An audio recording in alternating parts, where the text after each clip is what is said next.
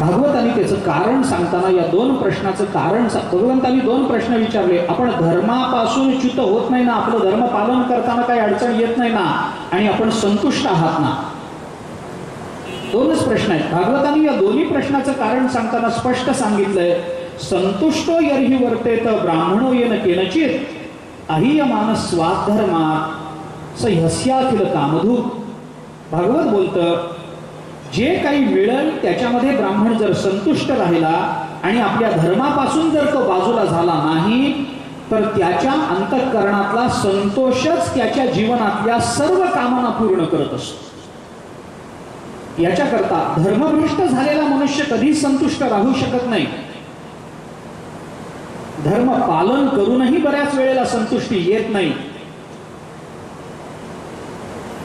भगवंताने दोन प्रश्न विचारले आणि मग विचारलं की बाबा, कशा करता आपलं येणं झालं, काय काम आहे आपलं, कुठून आलात आपण, कोणती इच्छा मनामध्ये धरून आलात, आणि द्वारकेकडे येणारे सगळे मार्ग अतिशय कठीण आहेत, पण तरीही तुम्ही इथपर्यंत आलात. ज्या अर्थी इतके कष्ट सोसून आलात त्या अर्थी मनामध्ये तुमच्या काहीतरी विशेष आहे, ते कृपा करून मला सांगा.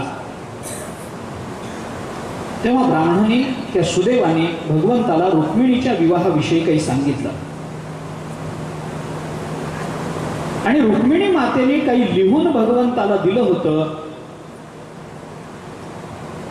ते दिलेलं त्यांनी भगवंताच्या हातामध्ये दिलं.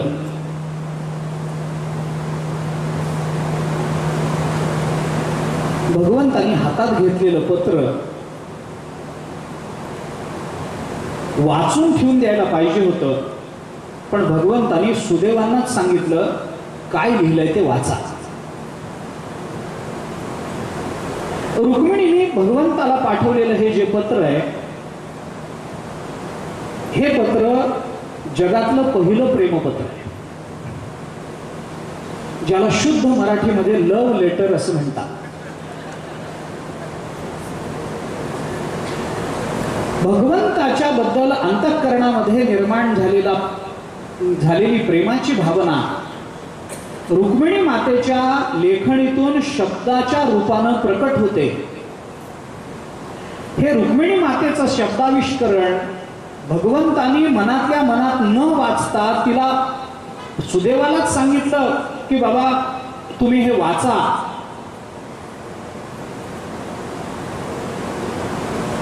आणि सुदैव ब्राह्मण ते पत्र वाचून दाखवतात भगवंताला. या पत्रावर मी आता काही भाष्य करणार नाही, काही बोलणार नाही, कारण उद्या इथली सांगता करून परवाच्या दिवशीपासून मला 7 दिवस फक्त पत्रावरच बोलायचं. या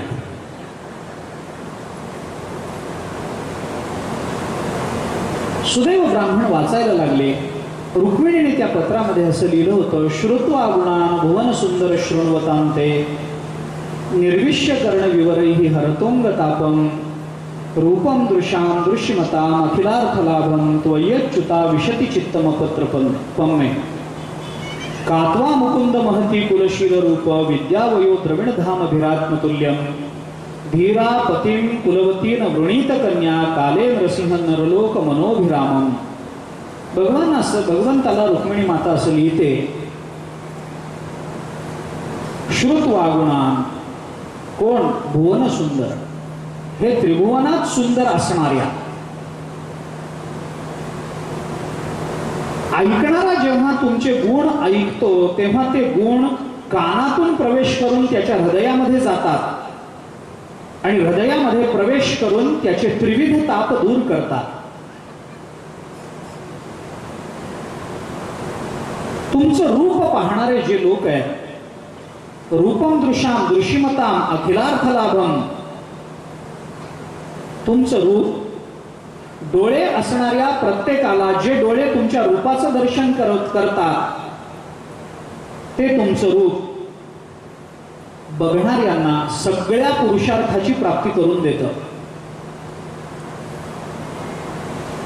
असं आपलं गुणसौंदर्य आणि रूप सौंदर्य ऐकून सगळी लाज सोडून माझ्या चित्ताने तुमच्यामध्ये प्रवेश केलाय. प्रेमपत्र असं असावं.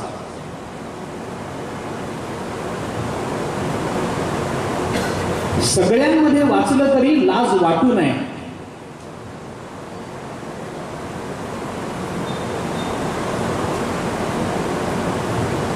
सांगायला आनंदही वाटतो, संकोचही वाटतो, पण जगातलं पहिलं प्रेमपत्र मुलीनं मुलाला पाठवलं. धाडस असं असावं. बापाच्या हाताला लागल्यावर बापानं मुलीला त्या दिवशी लग्न करून पाठवून देऊ नये,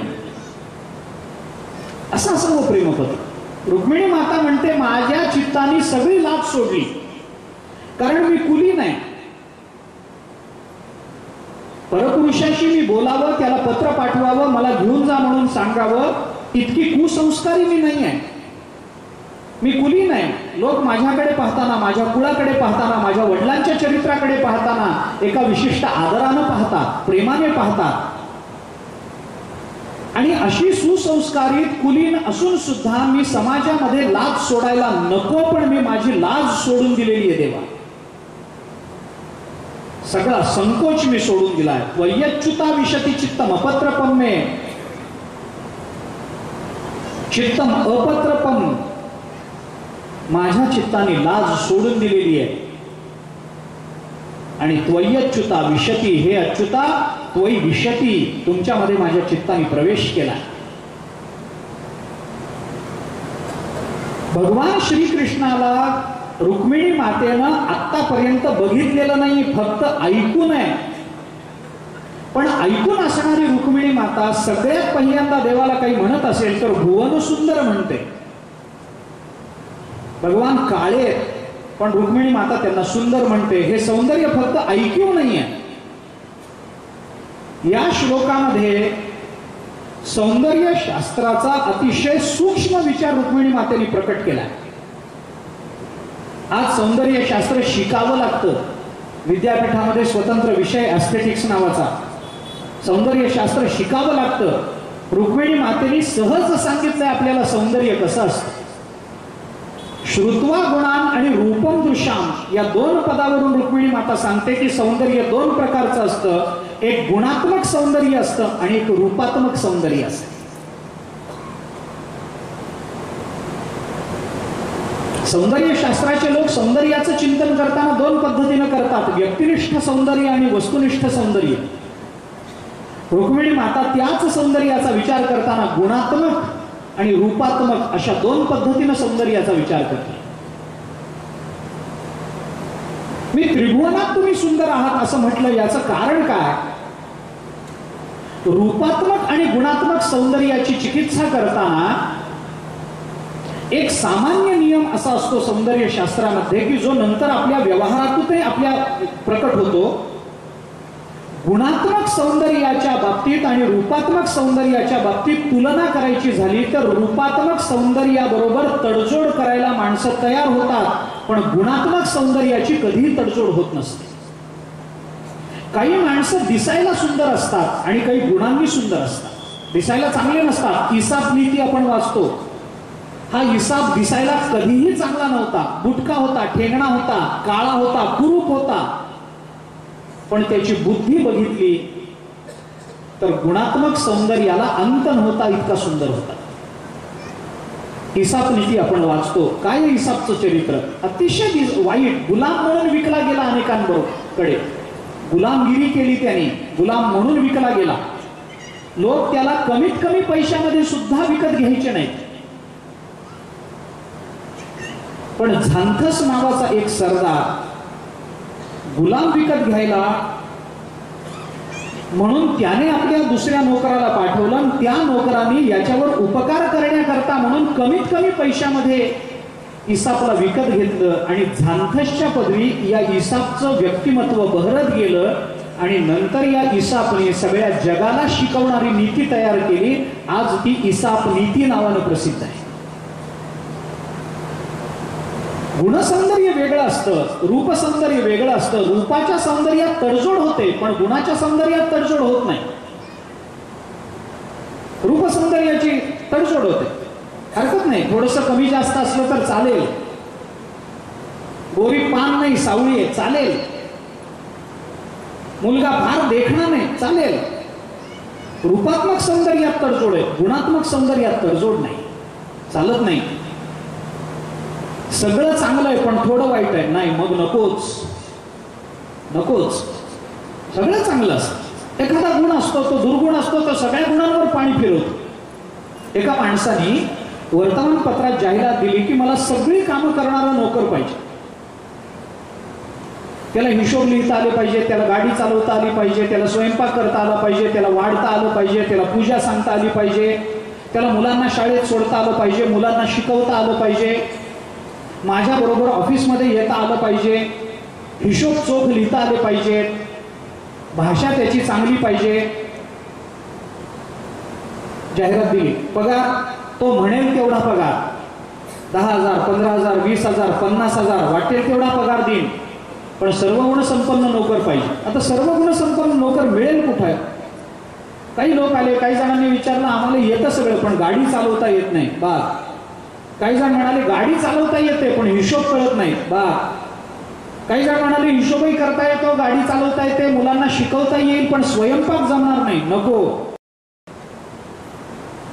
शेवटी 2-1 महिन्यांनी एक माणूस आला, तो म्हणाला मला सगळं येतं, हिशोब येतात, गाडी चालवता येते, स्वयंपाक चांगला करता येतो, कपडे वगैरे कसे घ्यावेत याची पारख चांगली पारख आहे, मुलांना शिकवता येतं, अमुक करता येतं, बाजारहाट करता येतो, सगळं जमतं, इंग्रजी बोलता येतं. मालकाने विचारलं सगळंच तुम्हाला येतं, सगळेच गुण तुमच्या जवळ आहेत असं तुम्ही म्हणता, एकही दोष नाही का तुमच्यामध्ये? तो म्हणाला असं कसं होईल, दोष आहे ना माझ्यामध्ये. म्हणजे काय दोष आहे? तो म्हणाला मला सगळं येतं पण माझा एकच दोष आहे, मी खोटं फार बोलतो. म्हणजे काय? म्हणजे काय? गुणांनी कितीही तो तोंडाने स्तुती करत असला तरी एखादा दोष असला तरी तो स्वीकारार्ह नसतो, तो बाकीच्या सगळ्या गुणांवर कदाचित पाणी टाकेल. म्हणून गुणात्मक सौंदर्याची तडजोड नाही होत जगात, रूपात्मक सौंदर्याची होती. आपण विचार करून पहा ना, कल्पना करा की आपला मुलगा लग्नाचा आहे, तुम्हाला सून कशी पाहिजे सांगा. मी काही हुडकून आणून देणार नाही, पण मी विचारतो कशी पाहिजे तुम्हाला सून? गोरी पान देखणी पण चातुर्मासाला पंढरपूरला पाठवणारी पाहिजे का थोडीशी सावळी असली तरी तुमची सेवा करणारी पाहिजे? सावळी चालेल पण सेवा करणारी पाहिजे. बरं जावई कसा पाहिजे सांगा? कल्पना करा तुमची मुलगी लग्नाची, जावई कसा पाहिजे? गोरा पान देखणा पण दिवसभर गटार न सोडणारा चालेल का काळा असला तरी स्वतःच्या कर्तृत्वाने 5-7 कारखाने चालवणारा पाहिजे सांगा? काळा असला तरी कर्तृत्ववान पाहिजे, कारण रूपात्मक सौंदर्याची तडजोड चालेल, गोरा नसला तरी चालेल, काळा चालेल, सून काळी चालेल, पण स्वयंपाक आला पाहिजे, पण आमची सेवा करता आली पाहिजे, लोकांबरोबर नीट बोलता आलं पाहिजे, असं पाहिजे तसं पाहिजे. गुणात्मक सौंदर्याची तडजोड होत नाही, रूपात्मक सौंदर्याची तडजोड होत असेल तर रुक्मिणी माता भगवंताला सुंदर म्हणते म्हणून पहिल्यांदा गुणात्मक सौंदर्य सांगितलं. श्रुत्वा गुणान भुवन सुंदर शृण्वतांते, आणि मग रूपात्मक सौंदर्य सांगितलं. रूपम दृश्याम दृश्यमता माखिलार्थला. गुणात्मक सौंदर्याचं लक्षण काय? निर्विष्य कर्ण विवरही हरतोंग तापम. ज्याचे गुण कानावर पडल्याबरोबर त्रिविध ताप निवृत्त होतात तो रूपाने सुंदर असतो, आणि ज्याचं दर्शन झाल्यानंतर सगळं सौभाग्य आपल्या वाट्याला येतं तो रूपानं सुंदर असतो. काल बोलून आलो आपण. आचार्यांनी विश्वातिशायी सौभाग्यशालित्वात सुंदरम अशी सौंदर्याची व्याख्या केली आहे. रुक्मिणी माता म्हणते आपण सुंदर आहात. कात्वा मुकुंद महती कुलशील रूप. ए मुकुंदा, कुलशील स्वभाव, सौंदर्य, विद्या, वय, द्रव्य अशा कोणत्याही बाबतीत अद्वितीय आपण आहात. माणसं बघताना एवढंच बघतात,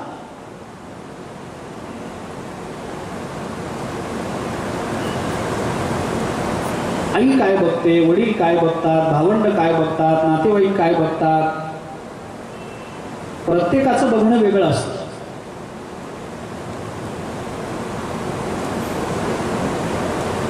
आईला मुलगा चांगला पाहिजे असतो, वडिलांना कुलवान पाहिजे असतो, मित्रांना तो सुस्वभावी लागतो, आणि बाकीचे जे लोक लग्नाला आलेले असतात त्यांना फक्त जेवण चांगलं लागतं, बाकी काही नसलं तरी चालतं. मिष्टान्न मितरे जना, बाकी काही लागत नाही त्यांना.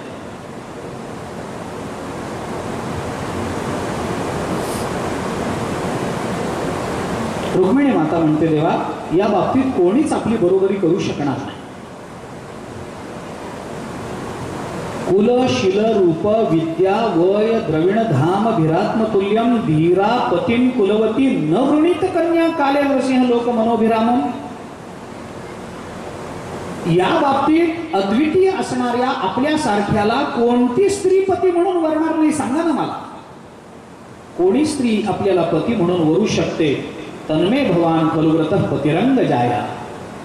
पण मी मात्र तुम्हाला पती म्हणून वरलंय, माझं सर्वस्व तुम्हाला समर्पण केलेलं आहे.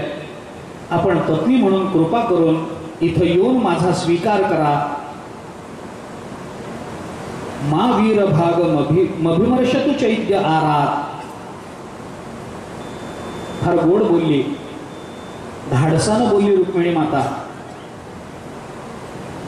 सिंहाचा वाटा कोल्ह्या कुत्र्याने पळवून नेऊ नये, हा नियम आहे जगाचा.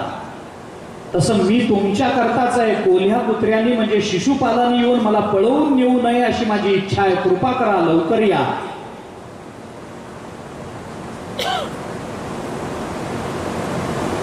रुक्मिणी माता म्हणते, या जन्मी जन्मजन्मांतरामध्ये मी काही दान व्रत केलं असेल, देवाच्या ब्राह्मणांच्या पूजेने मी जर काही परमात्म्याची आराधना केली असेल, तर आपण येऊन कृपा करून माझं पाणी ग्रहण करा. कोणत्याही पद्धतीनं करा. माम राक्षसेन विधिनोत वहवीर्य शुल्काम. आपल्या पराक्रमाचं शुल्क देऊन राक्षस विधीनं तुम्ही मला येऊन इथं वरा, मला चालेल. तुम्ही कदाचित असा विचार कराल देवा की मी तिथे यावं, तुला पळवून आणावं, पण तू तर कुठल्या तरी महालाच्या अंतःपुरात असणार, आजूबाजूला सैनिक असणार, तुझी भावंड तुझ्या आजूबाजूला तुझं रक्षण करण्याकरता असणार. मी येऊन कसं तुला पळवून न्यावं, विवाह करावा, असं जर तुम्हाला वाटत असेल तर तुम्हाला सांगते, आमच्या कुळामध्ये लग्नाच्या आदल्या दिवशी कुलदेवतेचं दर्शन करण्याकरता म्हणून एक मोठी मिरवणूक निघते. त्याच्यामध्ये नववधूला नगराच्या बाहेर गिरिजा देवीच्या दर्शनाला जावं लागतं. हे सांगण्याचा उद्देश एवढाच की त्या वेळेला माझ्या बरोबर कोणी नसणार आहे, मी दर्शनाला जाणार आहे, देवीच्या दर्शनाला जाणार आहे. त्या वेळेला तुम्ही यावं आणि मला पळवून न्यावं. जर तुम्ही तसं केलं नाही तर मी माझा प्राणत्याग करीन, व्रत करीन. तुम्ही जन्मोजन्मी प्राप्त होईल, या जन्मी नाही जमलं म्हणून व्रत करीन, पुढच्या जन्माकरता पुण्य करीन. व्रत करून माझं शरीर कृश करून टाकेल आणि माझा प्राणत्याग करीन. तुमच्याकरता मला शेकडो जन्म घ्यावे लागले तरी हरकत नाही, पण लग्न करीन तर तुमच्याशी करीन. रुक्मिणी मातेचं हे पत्र वाचून दाखवल्यानंतर सुदेवानी सांगितलं, इत्येते गुह्य संदेशा यदुदेव मया हृताः. हा गुप्त संदेश मी तुमच्याकरता आणला होता. आता याच्याबद्दल विमृश्य कर्तुम यच्चात्र क्रियताम तदनंतरम. या पत्रावर आपण बारकाईनं विचार करा आणि त्या पद्धतीनं आपण काय करायचं असेल त्यानुसार लवकरात लवकर करा अशी माझी विनंती आहे. हे ऐकल्यानंतर भगवंताने विचार केला की जसं तिचं मन माझ्याकडे लागलंय तसं माझंही मन तिच्याकडे. भगवान असं म्हणाले, तथाहम अपि अहम अपि तथा तच्चित्तो. कशावरून ओळखायचं? निद्रांच न लभे निशी. मला रात्री रुक्मिणीच्या चिंतनानं झोप लागत नाही. असे कितीतरी कृष्ण आहेत बरं का, झोप लागत नाही. वेदाहम रुक्मिणा द्वेषान ममोद्वाहो निवारितः. रुक्मिणीने मला विरोध केलेला आहे मला माहिती आहे. त्यानंतर शुकाचार्य सांगतात, राजा विवाह मुहूर्त लक्षात घेऊन भगवंताने आपला रथ जोडायला सांगितला. भगवंताने आधी सुदेवाला रथात बसवलं, मग आपण बसले. एका रात्रीतून विदर्भ देशाला जाऊन पोचले. रुक्मिणी मातेच्या शिशुपालाबरोबरच्या लग्नाची तयारी सगळी झालेली होती. देव ब्राह्मण झालेलं होतं, ग्रहशांतीसाठी हवन झालेलं होतं, दानधर्म झाले होते. शिशुपाल, शाल्व, जरासंध, दंतवक्त्र, विदुरथ, पौंड्रक असे शिशुपालाचे अनेक मित्र तिथं जमा झालेले होते, जे भगवान श्रीकृष्णांचे विरोधी होते. रुक्मिणी मातेला मात्र आशा होती, भगवान येतील, माझं पाणी ग्रहण करतील, मला घेऊन जातील. पण अजूनही सुदेव परत आला नाही. रुक्मिणी माता विचार करते, आता एक रात्र शिल्लक राहिली, काय करावं कळत नाही. भगवंताला अजूनही माझी कणव कशी येत नाही, अजूनही आले नाही. एवढंच नाही, सुदेवही अजून आले नाहीत. कदाचित माझ्यामध्येच काहीतरी दोष असेल म्हणून भगवान येत नसतील. विवाहाकरता भगवान शंकरांनी प्रसन्न व्हावं, पण भगवान शंकरही माझ्यावर प्रसन्न झाले नसतील, म्हणूनच आपल्याला गिरिजा देवीच्या दर्शनाला जावं लागणार आहे. कारण गिरिजा ही भगवान शंकराची पत्नी आहे, ती प्रसन्न झाली तर भगवान शंकर प्रसन्न होतील. पण तरी मनामध्ये कुठेतरी वाटत होतं, एक रात्र म्हणते ना, मग अजून एक रात्र आहे ना, वेळ गेली नाही. भगवान कोणत्याही क्षणी येऊ शकतात, शेवटचा क्षण पुरतो भगवंताला. आणि हा सगळा विचार चालू असताना वामवरूर्भुजो नेत्रम अस्फुरन प्रिय भाषिणः,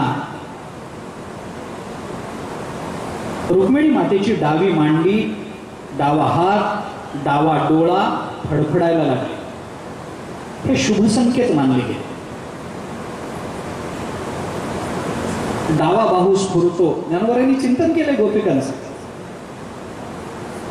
डावा डोळा स्फुरतो. डावं म्हणलं की वाईट आणि उजवं म्हणलं की चांगलं, अशा धारणा जर आपल्या चित्तात असतील तर धर्मशास्त्र म्हणतं तसं नाही आहे. डावा डोळा स्फुरणं हे स्त्रीच्या बाबतीमध्ये शुभ संकेताचं असतं. उजवा डोळा स्फुरणं हे पुरुषांच्या बाबतीमध्ये शुभ संकेताचं असतं. मग उजवा डोळा बायकांचा फडफडायला लागला की बायका काय करतात, त्याला सोनं लावतात. त्यांना वाटतं सोनं दिलं की कोणी प्रसन्न होतं, पण डोळा प्रसन्न होत नाही सोन्याने, म्हणून डोळ्याला सोन्याचा दागिना नसतो. डोळ्याचा दागिना कुठे? डोळ्याला आहे दागिना, कानाला दागिना आहे, हातावर दागिने आहेत, पायाला काही दागिना आहे. डोळ्याला काय दागिना? नाकाला दागिना आहे, नथ आहे, कुंडल आहेत कानाला. डोळ्याला काय? काही नाही. सुवर्णाने डोळा प्रसन्न होत नाही.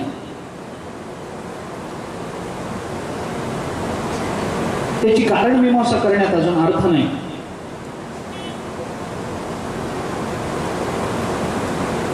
शुभ संकेत झाले. तेवढ्यात सुदेव ब्राह्मण येताना रुक्मिणी मातेने पाहिला, अंतःपुरात नेलं, त्याला विचारलं. त्याच्या चेहऱ्यावरून ती थोडी निश्चिंत झाली आणि विचारलं, काय झालं कामाचं?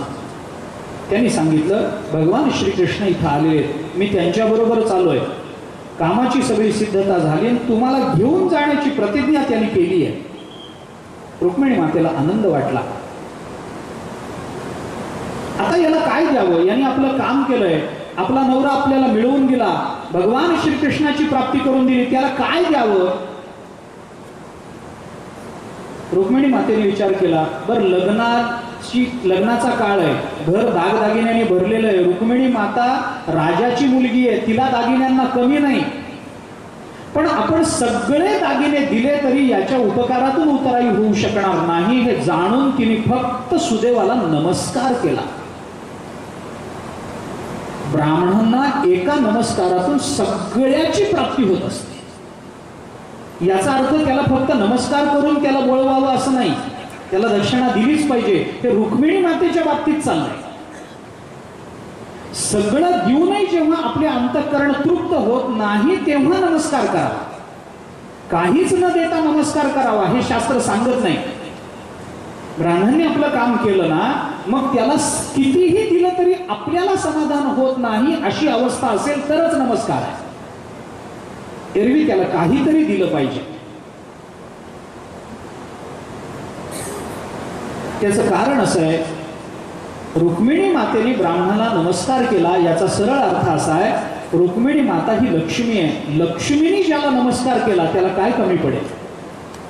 लक्ष्मीने नमस्कार केला म्हणजे सगळं दिलं, त्याला सगळं ऐश्वर्य दिलं, हा त्याचा अर्थ झाला.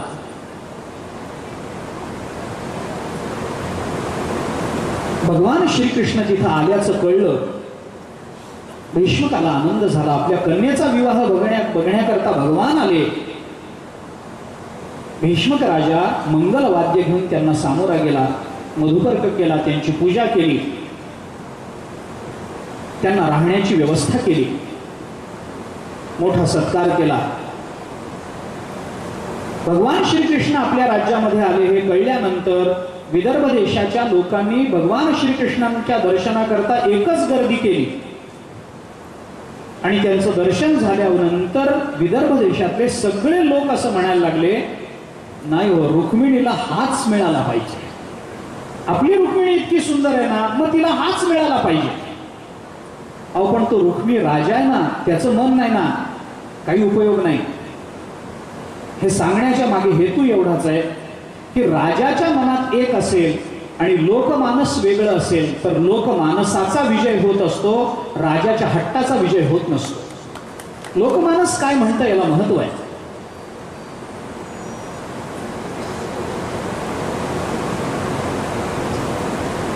प्रजा असं बोलत होती. गिरिजा देवीच्या दर्शनाकरता रुक्मिणी माता अंतःपुरातून बाहेर पडली. रुक्मिणीला कल्पना आल्याबरोबर सैनिकांचा पहारा तिच्या भोवती बसवला. त्या पहाऱ्या सकट रुक्मिणी माता गिरिजा देवीच्या मंदिराकडे निघाली, पायी निघाली. कारण तिला माहिती आहे रथातून गेलो तर अडचण होईल, पायी गेलं तरच याला उचलून घेऊन जाणं सोपं आहे. कोणाशी बोलत नव्हती. भगवान श्रीकृष्णाचं अखंड ध्यान चालू होतं. अनेक सैनिक तिच्या बरोबर पुढं भाट गायन करत चाललेले. देवीच्या मंदिराजवळ पोहोचल्यानंतर रुक्मिणी मातेने हातपाय धुतले. शांत मनानं गिरिजा देवीच्या जवळ जाऊन बसली मूर्तीच्या. तिथे जे पुजारी होते, ब्राह्मण होते, त्यांनी काही सांगितलं, नमस्कार करायला सांगितला. रुक्मिणी देवीने प्रार्थना केली गिरिजा देवीला, माझं मंगल करावं याच्याकरता मी तुला प्रार्थना करते, तुझ्या मुलांना प्रार्थना करते, मला दुसरं काही नको, मला एकच दे. भूयात पतिर्मे भगवान कृष्ण तद अनुमोदता. मला भगवान श्रीकृष्णच पती म्हणून मिळावेत एवढाच आशीर्वाद मला दे, दुसरं काही नको. नंतर पूजा केली, आरती केली. सगळं द्रव्य तिच्या समोर देवी समोर ठेवलं. ब्राह्मणांनी आशीर्वाद दिला. देवीच्या अंगावरचं फूल प्रसाद म्हणून तिला दिलं, हार दिला. एका दासीचा हात हातात घेऊन रुक्मिणी माता मंदिरातून बाहेर पडली. रुक्मिणी माता दिसायला अति सुंदर. तिच्याकडे बघितल्यानंतर कोणीही मोहित व्हावं असं तिचं रूप. भगवान जशी आपल्या मायेने मोहित करतात तशी ही सुद्धा भगवंताची शक्तीच आहे, रूपानं मोहित करते. बाहेर पडली. देवीची पूजा झालेली, प्रार्थना झालेली, प्रसाद मिळालेला. अधिक सुंदर असणाऱ्या रुक्मिणी मातेच्या शरीरावर एक नवीन कांती निर्माण झालेली, प्रकाशमान असं रूप दिसत होतं. या सौंदर्याचा फक्त भगवान श्रीकृष्णाला हे सौंदर्य समर्पित व्हावं अशी तिची इच्छा. ती जेव्हा चालत निघाली तेव्हा तिच्या रक्षणाकरता ठेवलेले सगळे सैनिक स्तंभित होऊन गेले तिच्याकडे बघून. हालचाल करायचं त्यांना कळेना.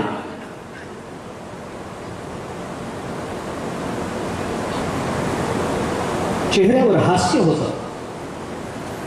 त्या हास्याने काही जण मोहित झाले.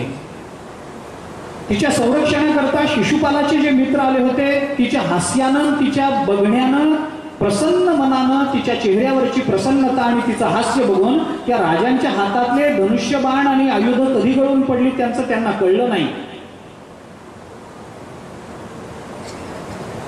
रुक्मिणी माता हळूहळू पुढे येत होती.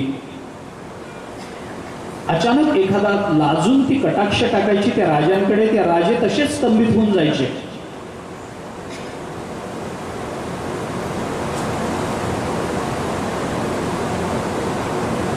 पुढे आली आणि तिला भगवान श्रीकृष्णाचं दर्शन झालं.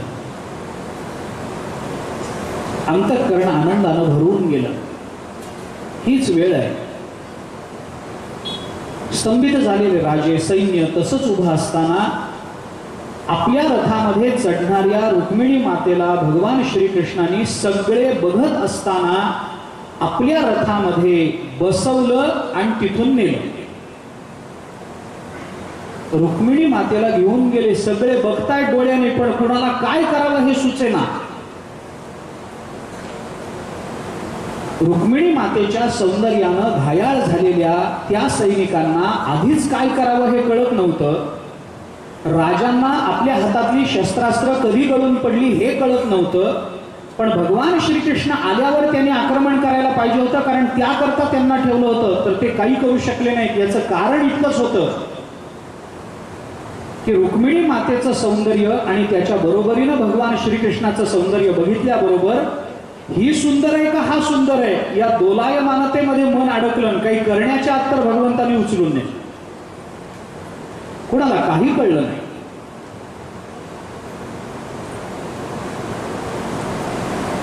सिंहांनी एखाद्या सावजाची शिकार करावी, ती शिकार खाण्याकरता कोल्ह्यांचा कळप यावा आणि त्या कोल्ह्यांच्या कळपातून सिंहाने आपला वाटा बरोबर उचलून न्यावा, तसं या कोल्ह्याच्या कळपातून भगवंताने रुक्मिणीला बरोबर उचलून नेलं. भागवतांनी दिलेला संदर्भ आहे हा. दृष्टांत भागवतातला आहे.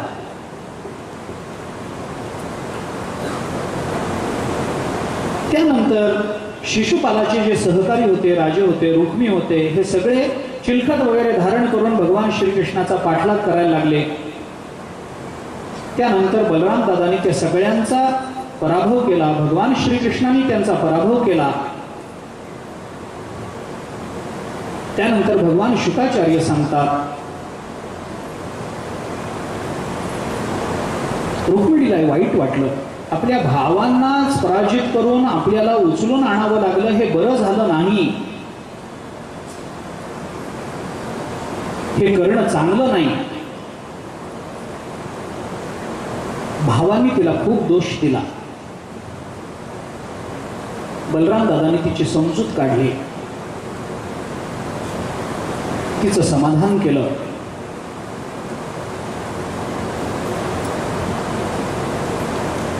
भगवान श्रीकृष्णाने राक्षस विधीनं रुक्मिणी मातेला उचलून आणलं. याच्याबद्दल अनेक पराक्रमी राजांच्या मनामध्ये भगवान श्रीकृष्णाविषयी काही भावभावना निर्माण झाल्या.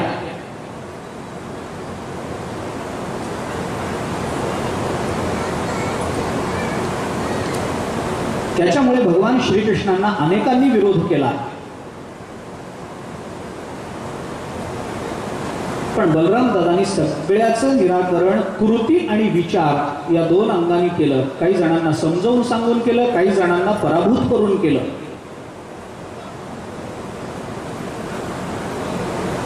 भगवान शुकाचार्य म्हणतात, भगवंतांनी तिला पळवून आणलं, राक्षस विधीनं तिला पळवून आणलं, गोष्ट खरी. भगवान शुकाचार्य म्हणतात, भगवान भीष्मकसुतं निर्जित्य भूमिपान पुरम आनीय विधिवत उपयेने कुरुद्वह. पळवून आणलेल्या रुक्मिणीला द्वारकेमध्ये आणून भगवान श्रीकृष्णाने रुक्मिणी मातेबरोबर विधिवत शास्त्रदृष्टीनं विवाह केला. आणि भगवान श्रीकृष्णाने केलेला हा विवाह सगळ्या द्वारकेने मोठ्या आनंदानं साजरा केला. अनेक नजराणे दिले, आहेर दिले, पोशाख दिले. सगळी द्वारका नगरी गुढ्या तोरणांनी सजलेली होती, विलक्षण शोभिवंत अशी दिसत होती. भगवान श्रीकृष्णाने अनेकांना आमंत्रित केलं होतं. ती सगळी गर्दी जमली. कुरु, संजय, कैकेयी, विदर्भ, यदू आणि कुंती या वंशाचे लोक आपापल्या राज्यामध्ये भगवान श्रीकृष्णाचा विवाह संपन्न करत होते, साजरा करत होते.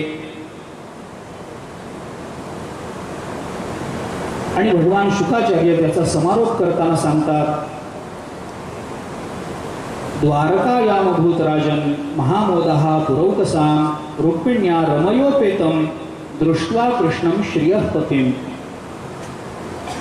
रुक्मिणी लक्ष्मीला साक्षात लक्ष्मीपती भगवान श्रीकृष्णांच्या बरोबर पाहून द्वारकेत राहणाऱ्या सर्व स्त्री पुरुषांना आनंद झाला आणि भगवान श्रीकृष्ण आणि रुक्मिणी मातेचा विवाह झाला.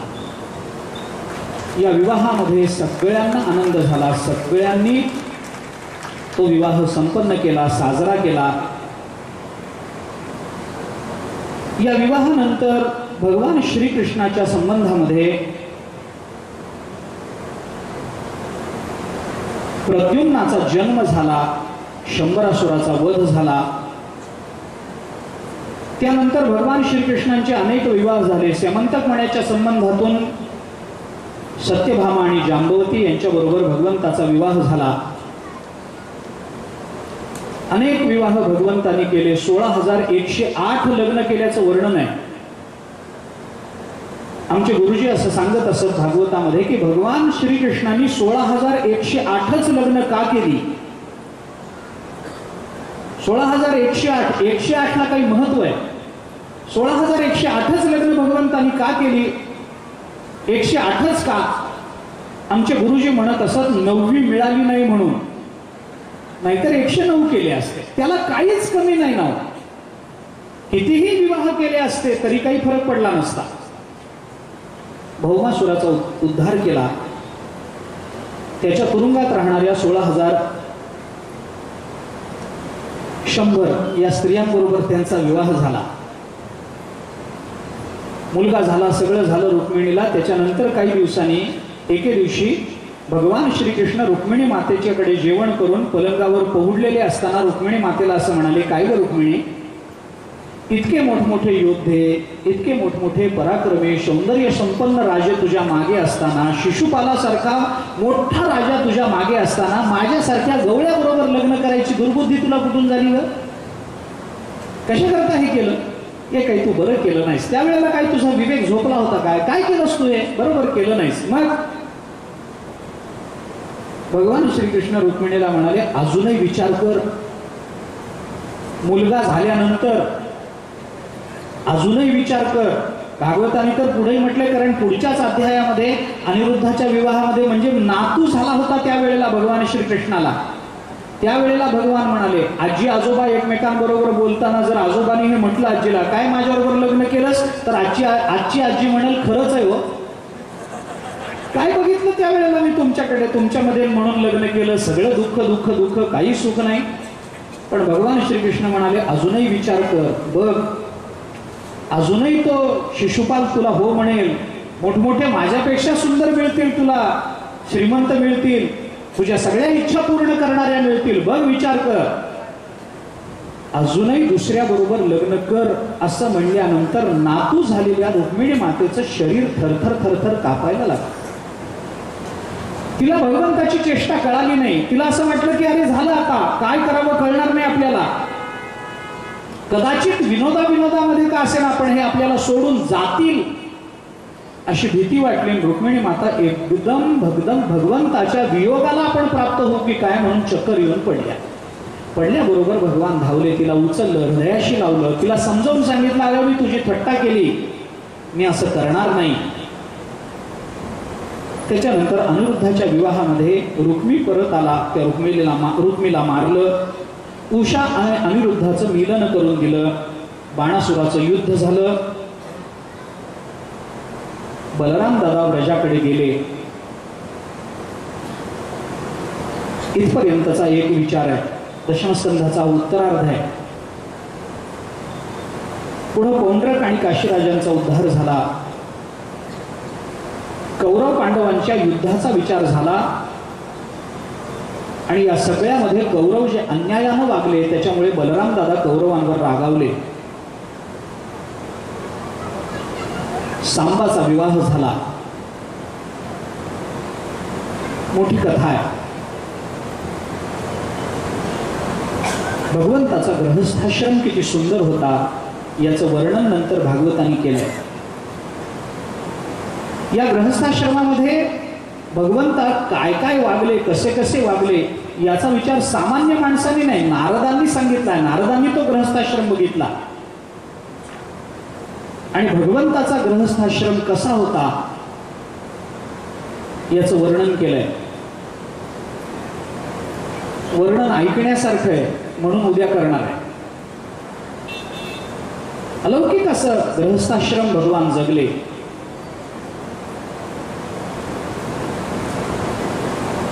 या सगळ्यातून खरं म्हणजे हे संपवलं पाहिजे मला, पण वेळ माझी संपून गेली. दशमस्कंधाचे काही अध्याय 11 आणि 12 या 2 स्कंधाचा विचार करायचा आहे. भगवंताची दिनचर्या काय होती वगैरे सगळं सांगितलं. भगवान श्रीकृष्ण इंद्रप्रस्थाला गेले. तिथं त्यांना पांडव राजसूय यज्ञ करणार आहेत हे कळलं. राजसूय यज्ञाच्या आयोजनामध्ये भगवान समाविष्ट झाले.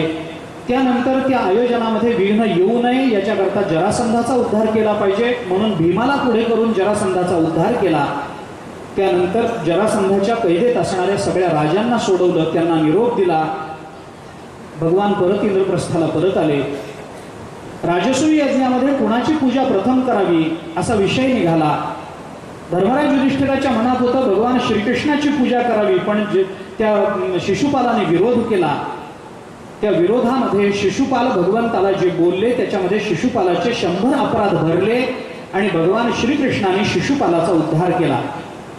राजसूय यज्ञामध्ये भगवंतानी पांडवांच्या घरात पुष्टी काढली. पांडवांच्या राजसूय यज्ञाचा सगळं नियोजन भगवान श्रीकृष्णाने करून दिलं. दुर्योधनाचा त्याच्यात अपमान झाला. त्यानंतर शाल्वांबरोबर युद्ध झालं. त्या यादवांचं सगळं युद्ध झालं. त्या युद्धात यादवांकडून भगवान श्रीकृष्ण लढले, शाल्वांचा उद्धार केला. दंतवक्त्राचा उद्धार झाला.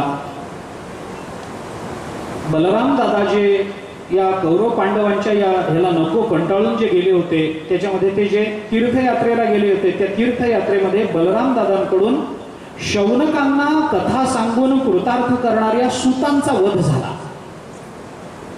बलराम दादाकडून तो वध झाला. वध झाल्या गोष्ट खरी. बलराम दादा विषण्ण होऊन परत तीर्थयात्रेला गेले आणि इथून पुढे सुदामदेवाचं चरित्र भागवतांनी सांगितलंय. कोण आहेत हे सुदामदेव, काय करतात, भगवंताचे कोणत्या अर्थाने ते भक्त आहेत. प्रसिद्ध असणारी कथा आहे. सुदामदेवाला ऐश्वर्याची प्राप्ती झाली.